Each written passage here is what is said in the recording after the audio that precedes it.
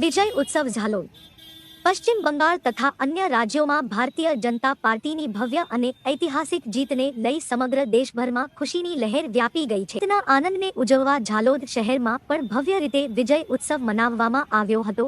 ઝાલોદના સરદાર ચોક ખાતે કાર્યકર્તાઓ દ્વારા ફટાકડા ફોડી ઉજવણી કરવામાં આવી હતી।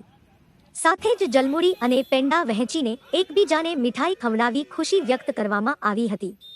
ભારત માતા કી જય અને વંદે માતરમ જેવા ગરજતા નાદો સાથે સમગ્ર વિસ્તાર ગુંજી ઉઠ્યો હતો। આ પ્રસંગે ઝાલોદ નગરના તમામ કાર્યકર્તાઓ, હોદ્દેદારો અને સમર્થકો બહોળી સંખ્યામાં ઉપસ્થિત રહ્યા હતા। યુવાઓમાં ખાસ ઉત્સાહ જોવા મળ્યો હતો, જેમણે દેશભક્તિના ગીતો સાથે ઉજવણીને બોલો ભારત માતા કી જય, વંદે માતરમ, વંદે માતરમ। આજે કેરળને બાદ કરતા તમામ રાજ્યો જ્યાં ચૂંટણી થઈ છે એ તમામ રાજ્યોમાં ભારતીય જનતા પાર્ટીની જંગી બહુમતીથી જીત થઈ છે।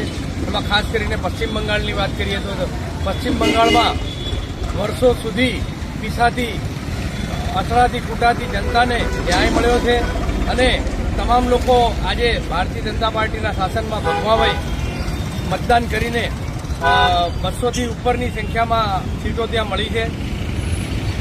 પંડિત દીનદયાળ ઉપાધ્યાય અને શ્યામાપ્રસાદ મુખર્જીની જન્મભૂમિ જેને કહેવાય, શ્યામાપ્રસાદ મુખર્જી પશ્ચિમ બંગાળમાંથી એમનો જન્મ થયો હતો અને હવે પશ્ચિમ બંગાળને એક નવી ઓળખ મળવા જઈ રહી છે। ત્યારે આ દેશના યશસ્વી વડાપ્રધાન શ્રી નરેન્દ્રભાઈ મોદી સાહેબ ભૂખ અને ભ્રષ્ટાચાર આ પશ્ચિમ બંગાળમાંથી કાઢવાના છે।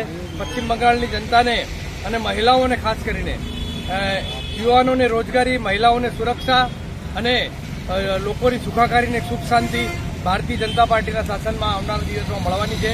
એટલે ભારતીય જનતા પાર્ટી ઝાલોદ શહેરે પશ્ચિમ બંગાળની ભવ્ય જીતને આજે ફટાકડા ફોડી મીઠાઈ ખાઈને ઉજવણી કરી છે। ખાસ કરીને ઝાલમુડી જે નરેન્દ્રભાઈ મોદીએ સમગ્ર વિશ્વમાં, ભારતમાં તો ઠીક પણ સમગ્ર વિશ્વમાં ફેમસ કરી છે, એ ઝાલમુડી ખાઈને કાર્યકર્તાઓએ મોં મીઠું કર્યું છે।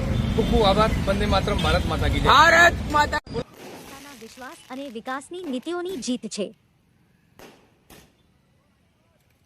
સમગ્ર વાતાવરણ કેસરિયા રંગે ભરાઈ ગયું હતું અને લોકોમાં એક નવી ઉર્જા અને ઉત્સાહનો માહોલ સર્જાયો હતો। રિપોર્ટર ભાવેશ પરમાર।